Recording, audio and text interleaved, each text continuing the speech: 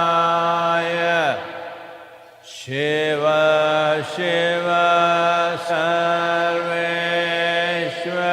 Sarveshwaraya Shambho Shambho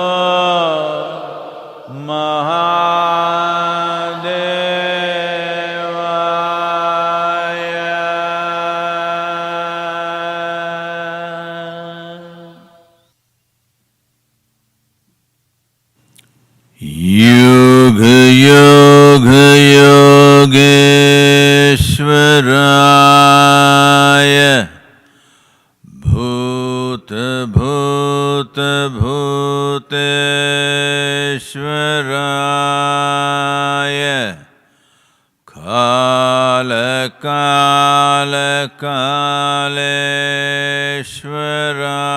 Kaleshwaraya Shiva Shiva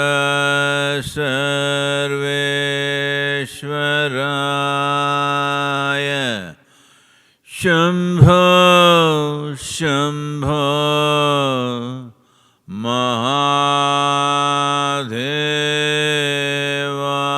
Mahadevaya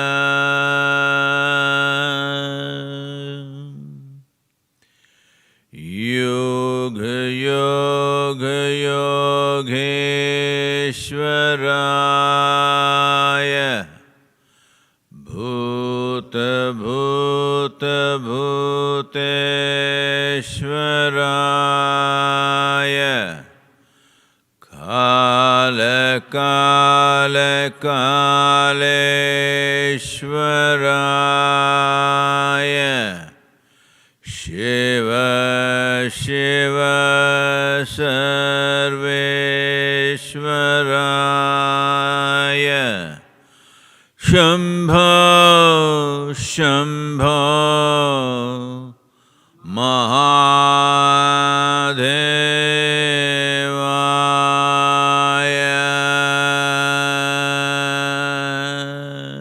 Mahadevaya Yoga Yoga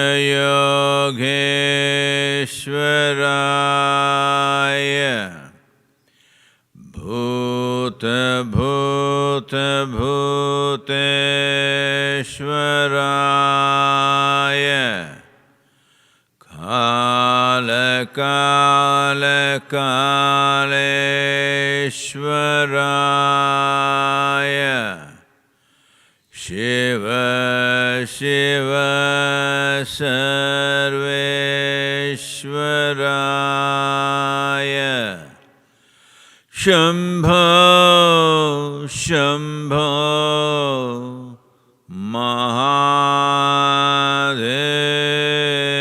Mahadevaya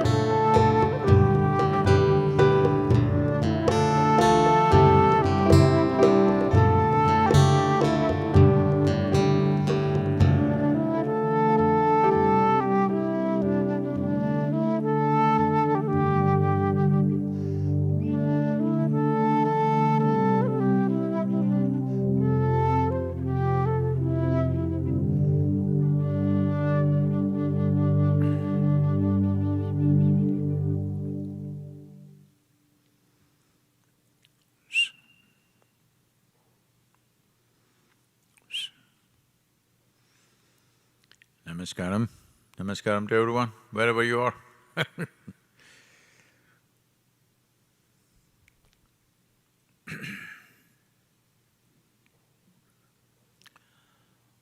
Well,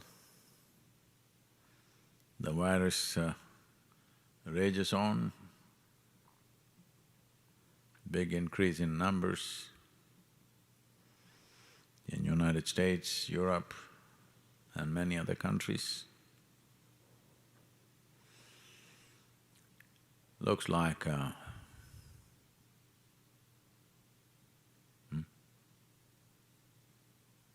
Hello, is that okay?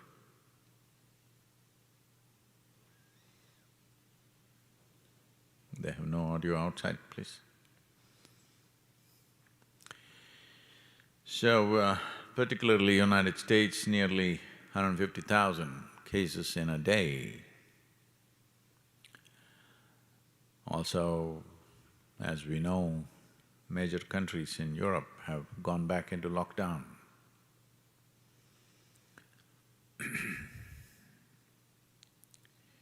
What is really needed is not lockdown, but a more responsible behavior from the citizens of every nation. Unfortunately, because that is not forthcoming, lockdowns are being reimposed.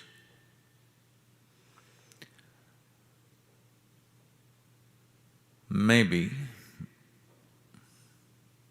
with the onset of winter or cold weather, this is going up.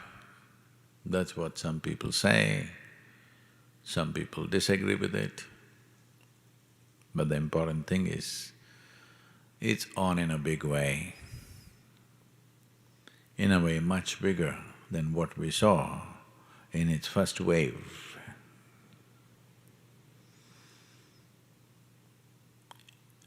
In southern India, things are looking very good for some reason. Whatever the reason, the cases have dropped, fatalities have dropped to just over 500 in the entire country in India. Only a few cities like Delhi, maybe to some extent Mumbai, but I think Mumbai is also getting under control. Particularly Tamil Nadu, which dropped, daily cases has dropped below 2,000 for the first time, must be doing something right because this learning curve should not take too long because too many people are dying. And there is a segment of the population which is still going about saying the entire thing is a media hoax.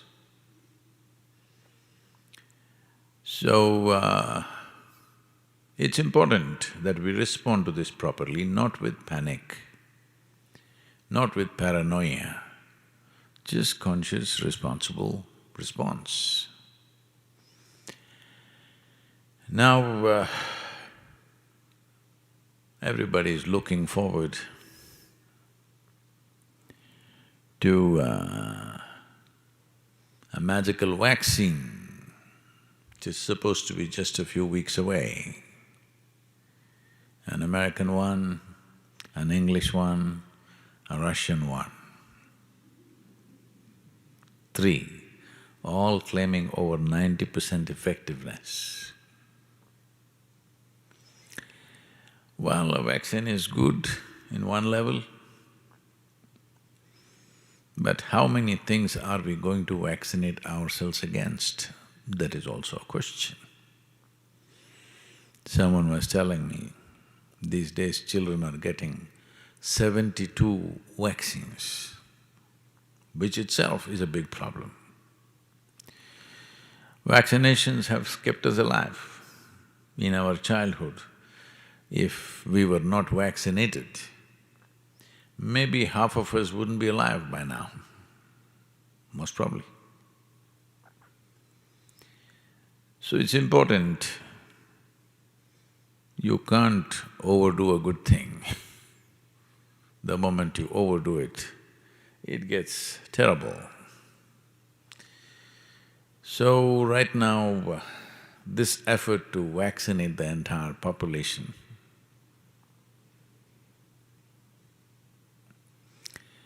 is it's an onerous job, but right now the level of fear, panic and losses to economic process is such that maybe it has to be done. I'm not an expert on this, but people thinking there is one magic wand solution to every problem, not willing to do little things that we can take care of, but want one big bang solution for everything is a wrong approach. If vaccine becomes effective, wonderful. But even if it doesn't, we must know how to tide through this without getting killed or ensuring nobody around us dies. Human beings are capable of this if only little more responsible behavior, that's all it takes. So, everybody thought it'll give them a break, but it is not. The Canadian Prime Minister is proposing or threatening that he will ban all Christmas celebrations. In India, the Deepavali in the last 2 days has been muted because lots of controls. One important part of Deepavali, particularly for children and young adults, was the crackers. Well, when we were children, that was the best thing about the festival. Now, for variety of reasons, pandemic, pollution, religious strategies, all put together, most cities, I think, have banned crackers.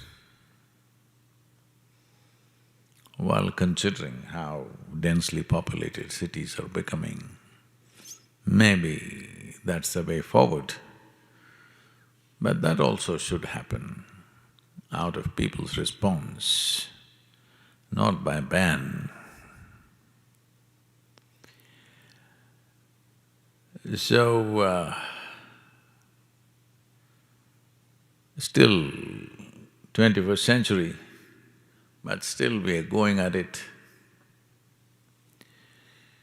like somebody has to threaten you, eternal damnation, otherwise you will not change. No, that's not the way forward for a human being. This week also commemorates another disastrous event. A little over a century ago, which is the beginning or the World War I. Probably early 20th century, as mechanization of armies happened in a big way, and for the first time, flying machines came into military usage.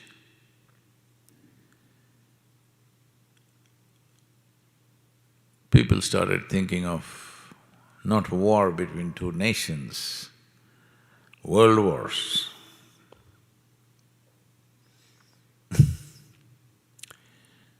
A grand sense of a war. There is never anything grand about a war, it's just gory, not glory, gory. because people always talk about the glorious victories. No, a glorious victory means thousands or millions were slaughtered. Somebody who stood on a pile of dead bodies thought they're in glory. I never could understand. There are lots of old pictures in India, I'm sure everywhere. Maybe new pictures also, because people still go… you heard about that dentist from United States who went to Africa and beheaded a lion, a male lion, because he took the big game license and shot a lion, and then he didn't want to leave it there, so he cut the head of the lion. A lion's head is a grand thing, huh? So they would like to cut the head and he cut it because they trained him in his medical courses how to cut things up. A doctor who beheads is a little bit of a worry. When you go sit there on the dentist chair,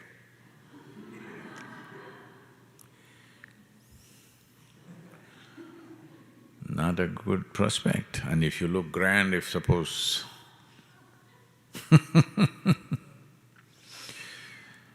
well, we've used human capabilities in so many ways. World War I was the beginning. Well, there have been Genghis Khans, there has been a Kurukshetra in the past, but not on this scale, because in World War I, over 30 nations participated in the war. Over 65 million men were in the war, either conscripted or went as volunteers, volunteer soldiers. Germany and France lost 80% of the male population in the age groups of 15 to 49. 9 million soldiers died, 21 million wounded, 10 million civilian deaths. 15% of the French population was injured or maimed. Gas attacks of phosgene and chlorine, which would go into your lungs and form acids and you would drown from within. Most horrible way of dying. And then they used mustard gas, which literally skinned you alive. It took the skin off your body, peeled. Over thousands of unexploded shells and ammunition is still there in Europe. To what extent means, in some parts of France it is such that there are over 300 shells per hectare, still unable to remove. The French government says it may take up to 300 years to weed out all these explosives that were dropped in World War I. I'm talking about World War I, not II. And over 1 million troops from India participated as a part of supporting the English. Over 67,000 got killed, over 100,000 got injured. Most of them lost their feet because they were in the trenches in France and Germany with just Kolhapuri chappals, because they didn't give them shoes. After all, they were Indians. And in about a few years ago, I think, yeah, 2018, I think, 2018, the Indian Army set up a wonderful, very beautifully done, like an exhibition of recreating World War I in Delhi. I went there because, I knew about… I'm not going into the gory details of what happened and how they were treated. And most of them did not even know they were going for war. They were just taken for a job. The job was, with 15 days training, they were given a rifle and put in a trench in the front lines, of course.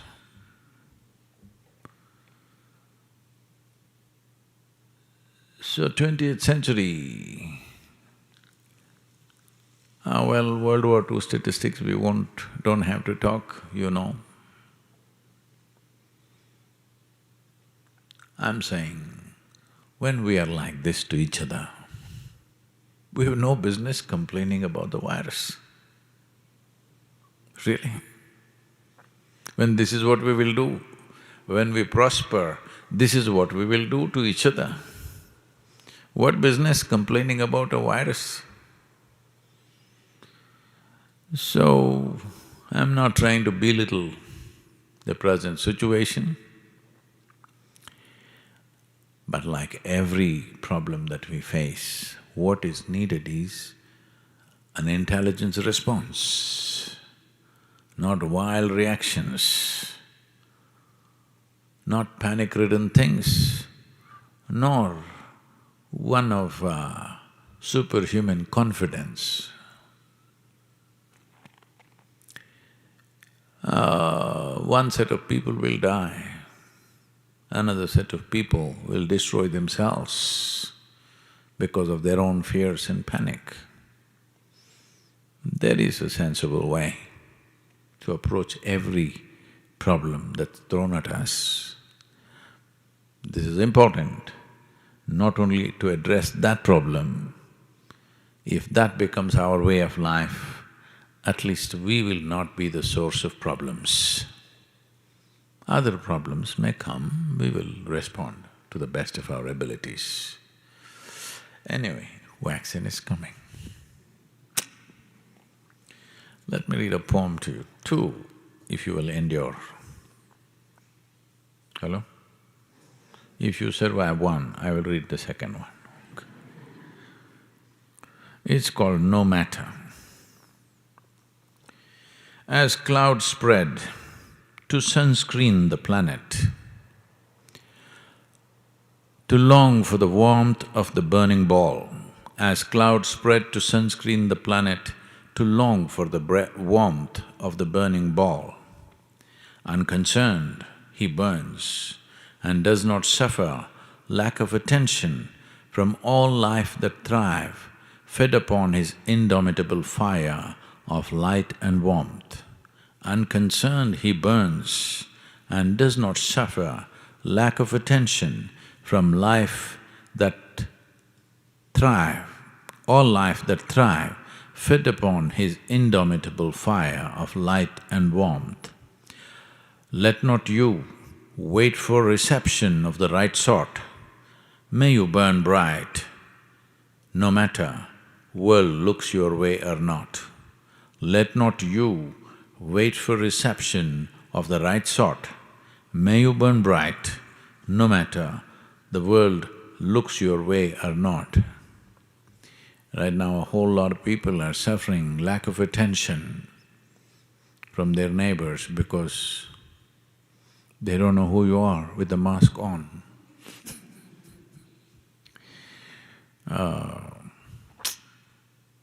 But you look at the plus side of it, how much makeup budget you're saving, the ladies. Hello? All you need is a mask. becomes very simple. What kind of mask to wear? There are lots of designer masks out there. Gold embroidered, India is producing gold embroidered masks, various masks, and there is a certain privacy behind the mask. You can make whatever kind of face you want, nobody sees. You can twist your mouth at them, they won't see.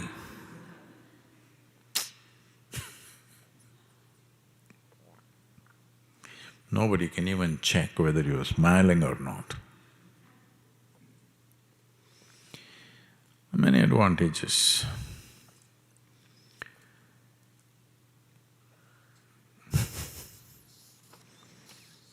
The fall. Looking out at the valley seems like the sky is attempting to fit into the earth, or the cloud that we see as fluff in the sky has fallen into the valley. Looking out at the valley seems like the sky is attempting to fit into the earth, or cloud that we see as fluff in the sky has fallen into the valley. As all things that fly has to fall or land, as all things that fly has to land or fall, the same fate for the stone and the star that they need to fall. The same fate for a stone and a star that they need to fall. Yes, we must fall. Now, to make falling a beautiful phenomena, fall in love, devotion or in surrender as to fall is free. It's free, Climbing has a cost, falling is free. It is just that you must just learn to fall into very beautiful spaces. Where is that beautiful space? The most beautiful space is within you. If you're willing to fall into it, you can fall endlessly because it's a bottomless pit. That sounds terrifying. No. A pit with a bottom means you're going to smash. A bottomless pit means it's a free fall. No danger. It's fantastic, forever. So,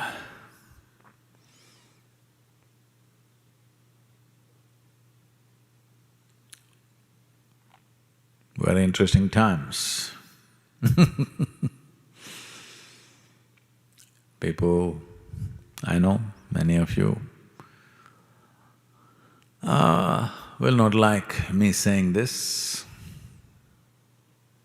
but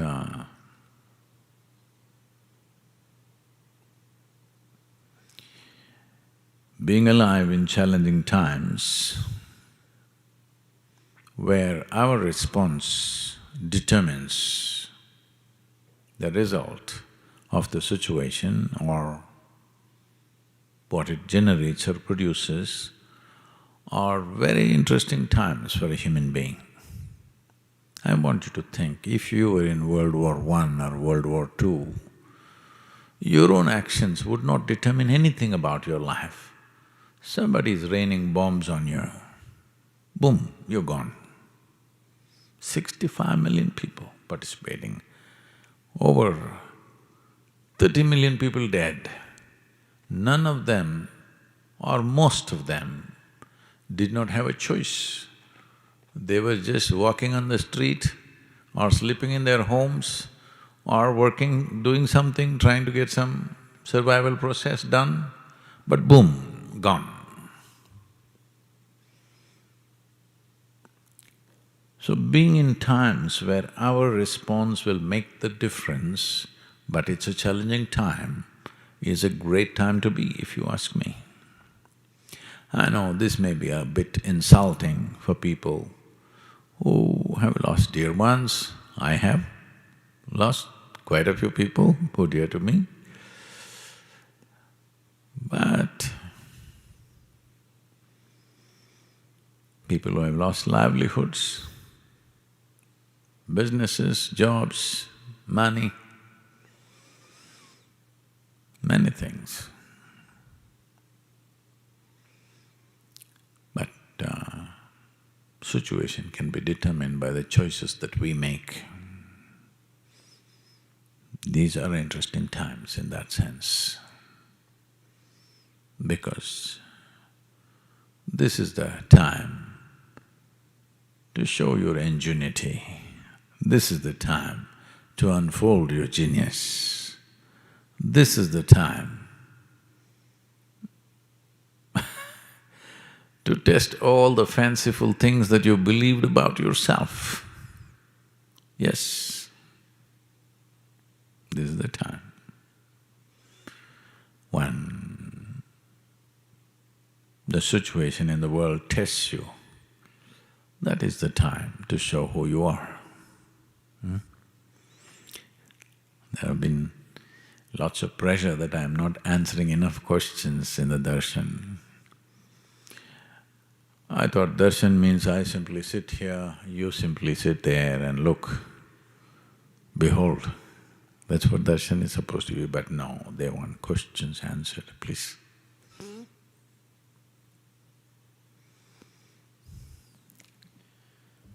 This question is from Divya in Chennai. Namaskaram, Sadhguru. I lost my job this week and am finding it very difficult to come to terms with it. I worked with total involvement and was doing very well. Losing all that I worked really hard for over the last 12 years is already immensely painful. I understand the situation, but how do I accept the quantum of loss, taking not only my past, but also mine and my family's future away?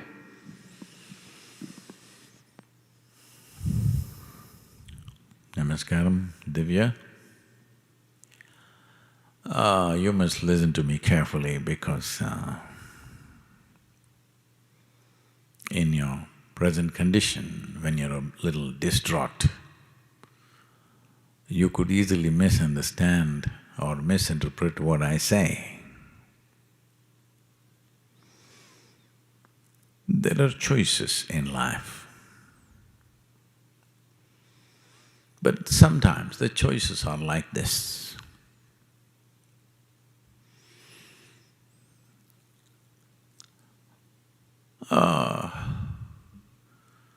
Shankaran Pillai's wife was delivering their third child. He had 2 daughters. He was hell-bent that the third one must be a boy.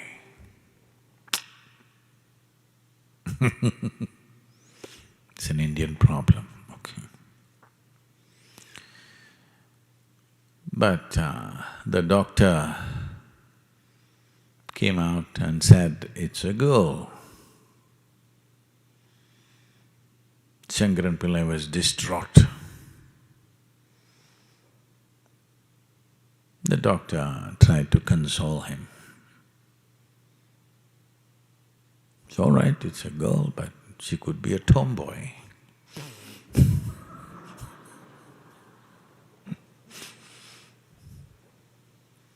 Then Shankaran Pillai said, no doctor, it's okay. Anyway, my second choice was a girl.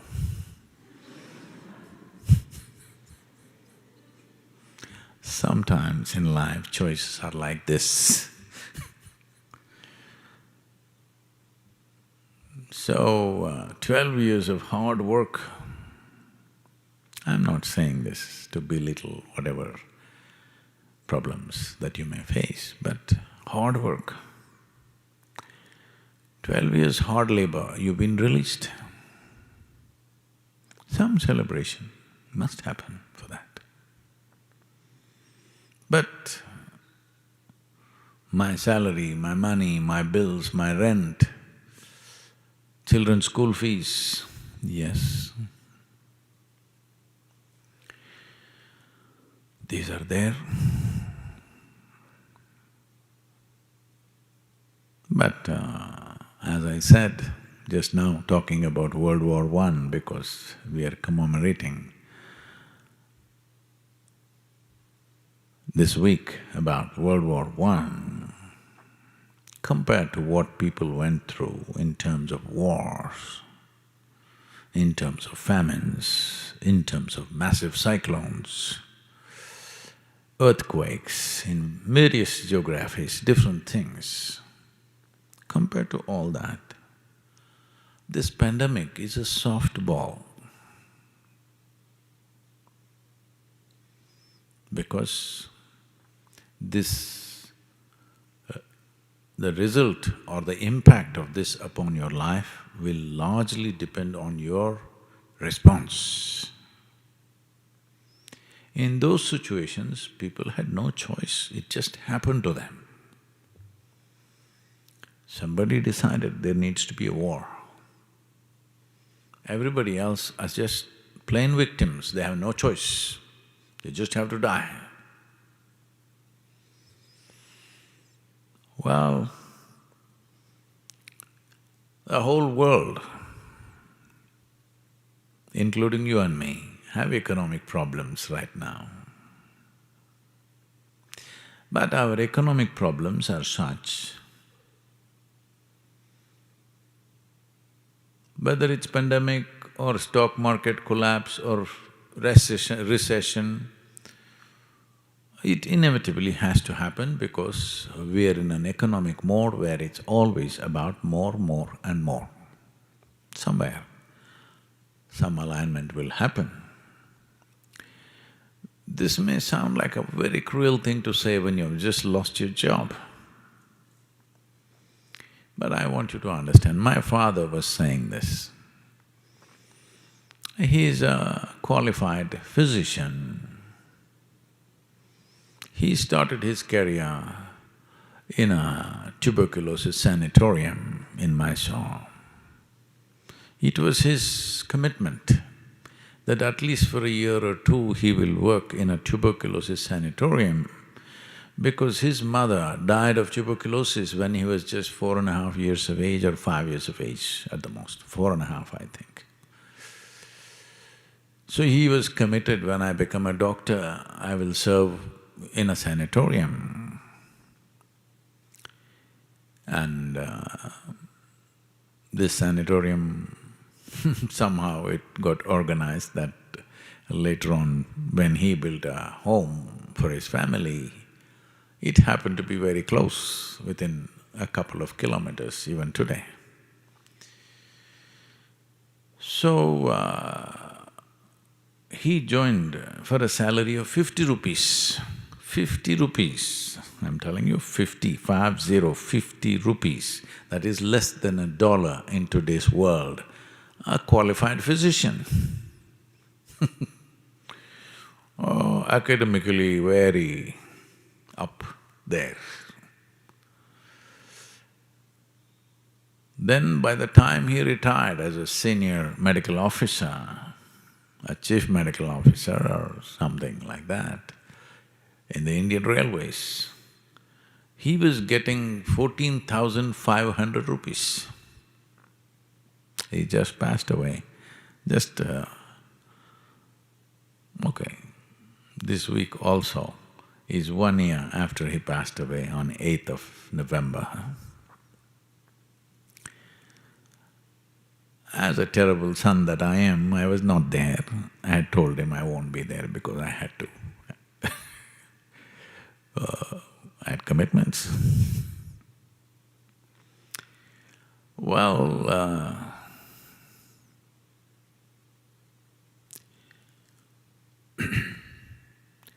so when my nephew, my sister's son, joined up in an IT company a few years ago, He started with some 35,000 rupee salary. My father just looked at him and said, "You fool, are you good for nothing you are? They're giving you 35,000, I retired with 14,500. So I'm saying, compared to previous generations, how much more we have, how much more. So if we have to cut down our lives by 10–20%, let's not cry too much.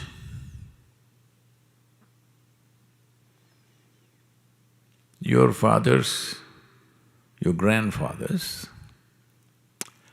maybe it might have been physically a little harder, but they didn't live a bad life. They lived well in their own way. So if we have to roll back a little bit, at least understand you're doing a great ecological service. Economy has slowed down. Yes, there is a lot of pain because of adjustment that we have to do with our lives. It's not just for you, Divya, for all of us, for everyone in the world. Nobody is spared. That things have to roll back. Well, maybe nobody is spared is a wrong thing to say because certain types of businesses are flourishing, stock market is booming.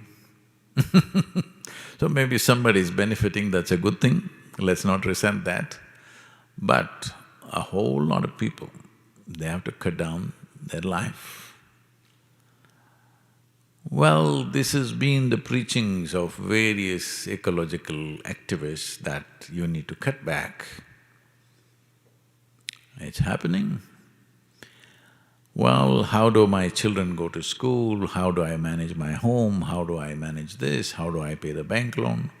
There are problems. I'm not saying there are no problems, there are problems. But the most important thing is that you're alive. Your family is alive. People that matter to you are alive. Keep it that way. Because that's the most precious thing. Don't get into this mode, oh, I've lost my job, I lost everything. You've not lost everything. There's only one thing that is of immense value in your life, that is your life itself. So that is still with you. Some accessories will be lost. Maybe you will realize some new talent that without going to office you can still make your livelihood. See, this virus made me a painter. Hello. I'm raising funds for the foundation and its various projects through my paintings, and whoever believed that I would become a painter, I never imagined. I just put my hand to it and it works. So, this is a time to innovate, this is a time to explore, this is a time to enhance who we are. This is a time also to cut down our expenses, limit our excesses and bring our life to some sense. So, this loss of job, don't make it too distressing. No need to become distraught. There is a second choice, you know. There are various ways that you can do some enterprise. What kind of enterprise? We don't know. It may work, it may not work. Essentially, you're not struggling with life, your mind is struggling with the uncertainty of not having a job.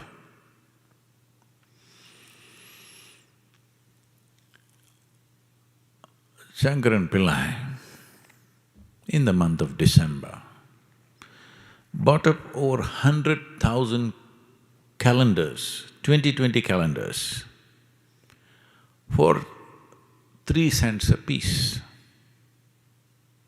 100,000 calendars in the month of December. So, people said, what are you going to do with this? The year is almost over. What will you do with this? I said, you don't worry, just in case it comes back, I will make a whole lot of money. Like this, we have lots of expectations. Some expectations crash. It's not really a bad thing. Yes, some expectations crash. Not a bad thing at all. Oh, Sadhguru, it's easy for you to talk, maybe da-da-da, everything is great for you. No, you just have the responsibility of 3 to 4 people on your hands and you're worrying your head out. I have the responsibility of thousands of people, millions actually. We've committed to the farmers that we will do certain things. We're not going to go back on that. We will fulfill that. Well, it's going to be much harder, much more work.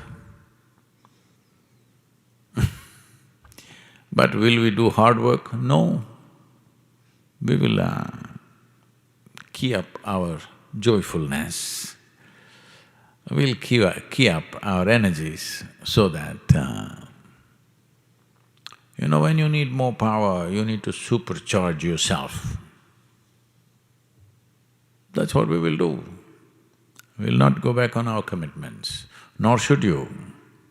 Whatever commitments you have of family, children, anything else if you have, you should not go back on that. You must see how. This is why a human being has been invested with a certain level of intelligence. Time to exercise that. Not to set into an automatic mode, I got a job, so I don't have to think anymore, just have to go there and come back. My life is taken care of. No, that's not the way to live. Survival is not the end game for a human being. Survival has to be taken care of, that's all. But that's not the end game. Here I have thousands of young people, volunteers, who are doing things in their life which is not about themselves, it's not about their survival. Because I've infused them with a certain sense of madness that they don't have to worry about their survival. Because if you're really concerned about everybody's well-being, you don't have to worry about your survival, world will take care of you to whatever extent. If you're not particular how you survive, no. Most of the time the problem is you want to survive better than your neighbor. Because of that, it's an endless problem. In this competition of trying to be better than everybody else or somebody else, how many silly things human beings are doing is unbelievable. Well,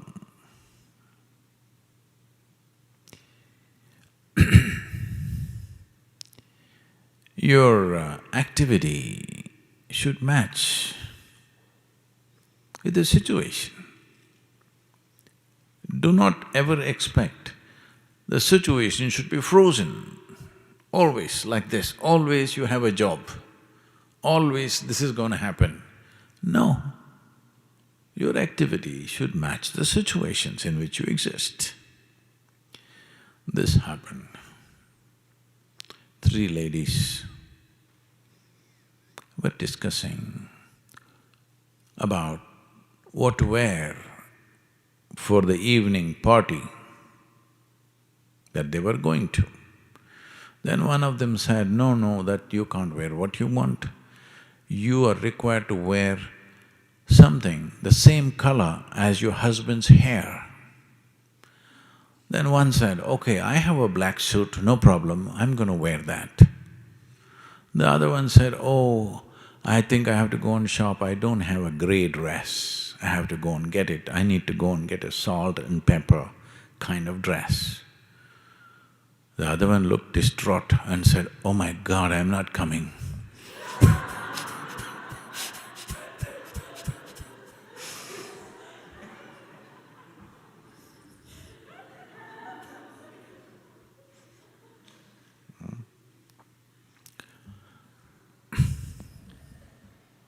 This question is from Isabel. Sadhguru, I heard you speaking about the impact of wearing clothes with different colors. Also, the monks in Isha and India wear orange as it helps in their spiritual journey. I want to ask a question if wearing certain colors can impact our spiritual growth.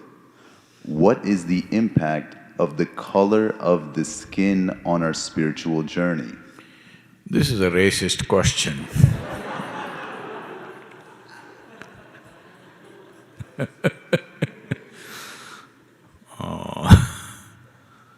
No, I think the previous joke I wasted on that question. Ditto.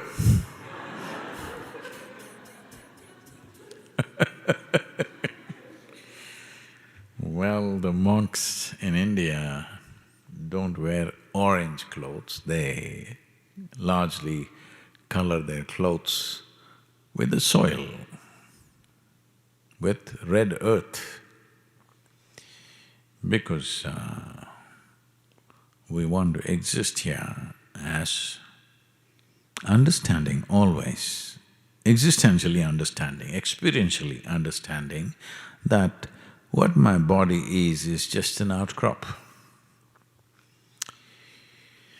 So there is a tradition in India of going and meditating near anthills. In this part of the world, I have not seen anthills growing like this. Do you have? I have not seen any in this region. But in southern India, everywhere in the country, generally in the tropical country, the anthills grow like that, and people believe, or for a long time believed that this is a snake house. Because snakes go inside in search of some protein, because the termites are super rich in protein. Because this whole thing that they build, they are mixing with their saliva, which is a very high-quality protein, very, very high-quality protein. They're mixing with the soil and they're building it that it withstands any kinds of monsoon, any kind of weather. Architecturally, it's fantastic. And in a way, our buildings are also in the Isha Yoga Center in India are designed like a termite hill. I learnt engineering from them, because I did go into the termite hills for various reasons myself.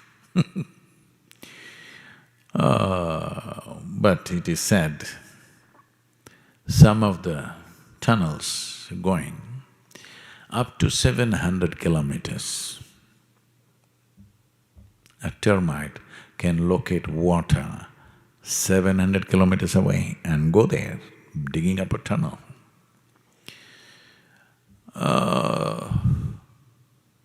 A lot of people who don't have any water divining capabilities have this tendency to believe where there is a termite hill, there will be water, and they dig wells near a termite hill, but it could be 700 kilometers away. It's happened to quite a few people that they did not find any water. Sometimes it is true. So, the idea is to be always conscious that your physical self is just an outcrop of the land that you walk upon. That's not of great significance. Keeping it well is important, Keeping it well is important, not to flaunt to other people, but keeping it well is important so that it doesn't come in your way. It doesn't come in your way means, if your body becomes troublesome because of, let's say, some health issue, then 100% of your attention will be only on that body. Taking care of the body will be 100% of your time and life. So keeping the body in such a way, if you sit here, you're not even aware that it's here. Otherwise,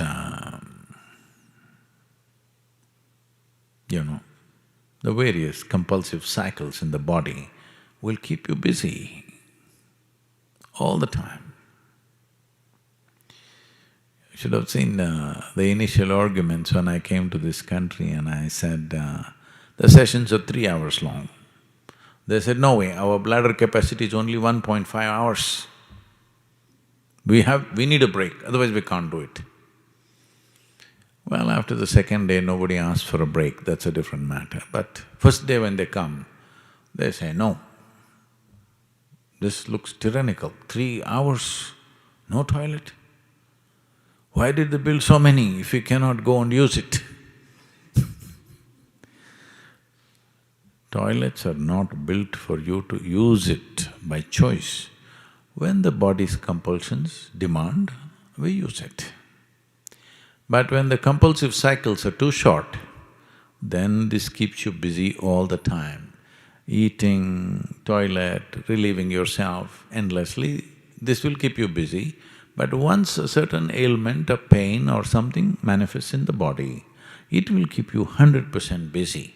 So keeping it well is not about showing it off to somebody, how my body is. Keeping it well is, it's not in your way, it's not an impediment, it's a platform upon which you can stand. The same goes for the mental structure, and mental structures, which I know many people will start an argument on this, but your mental structure and your physical structures are very connected. If you keep your physical structure and the cycles in the body at a certain level of stability, psychological stability is a kind of a consequence. Well, people will argue because they think mind is a separate world by itself. Yes, their mind is because it's a separate mind, it's a separate world, it's not here. But your brain is also body, isn't it? And today if you have psychological problems, you don't inject something into your head, you put a pill in your stomach and it works. So obviously, physiological stability, the chemical stability in the body is vital for how your mind is. So the important thing is your body and your mind should not become an impediment. Especially for one who is focused on something beyond that, he doesn't want his body to come in the way. So sannyasis are wearing clothes which are washed in soil because the best way to make the body stable is to be connected to the earth. Today, various quasi-sciences are coming up and they say people are sleeping with a copper wire attached to their big toe and earth it in the ground and all kinds of things.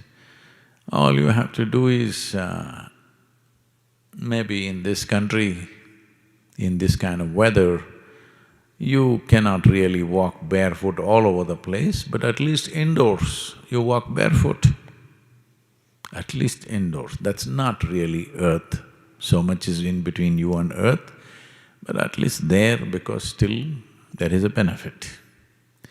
So this is like earth covering yourself because your clothing has the quality of the earth and it connects you in so many ways, keeps your body aside and you're always conscious that your body is a part of this earth. So even when death comes, you don't have a great amount of struggle because you know anyway it was a part of this always. But in your head you can imagine things just to stop that imagination. So, does skin color impact my spirituality? As I said, that is a very racist question. But now anyway you ask, so why should I miss the opportunity?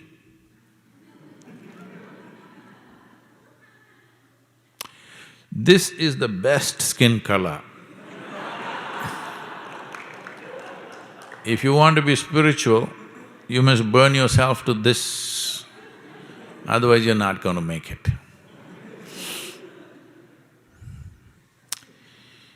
So based on skin color, will you get there or not?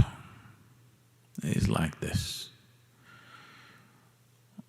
I was, the other day, 2 days ago, I was driving out near Fall Creek Fall, and two guys, little soaked up in mud, and they suddenly came out of the forest. They had parked their truck somewhere close by, and they came towards the truck. Then I saw they were carrying crossbow, they had arrows and a crossbow. So they're hunters. When I looked at them, the first thing, the way they were soaked in earth, because they've been lying there somewhere, and previous night there has been rains in the area, so they're all kind of a little damp with that. It reminded me of my days in the forest. Well, I never took a crossbow because I had no intention of hunting, but just being in the forest. After a week, these guys were out just for a couple of hours or maybe a few hours. I was out there for weeks. When I came back, soil was everywhere, You had to come and clean your ears, your nostrils and everything because earth will soak into you. But they had crossbows. Let's say, these two guys, next time they went hunting in the month of December, they got lost. The game warden had told them, when you get lost, don't worry. If you get lost in the mountains, don't worry, just fire 3 shots in the air. I will come and find you. So they got lost and they fired 3 shots, nothing happened. They left another 15 minutes, fired 3 more, nothing happened. Another 15 minutes, they fired 3 more, nothing happened. Then they got desperate. Then one guy said, I have only 3 arrows left.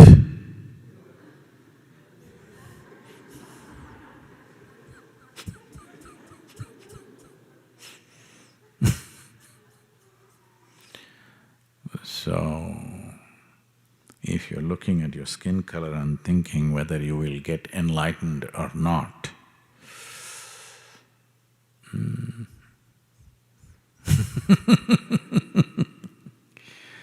well, you're really not even going skin deep,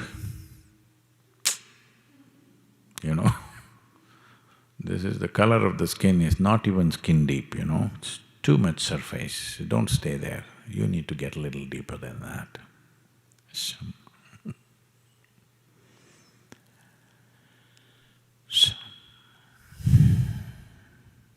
just be with me.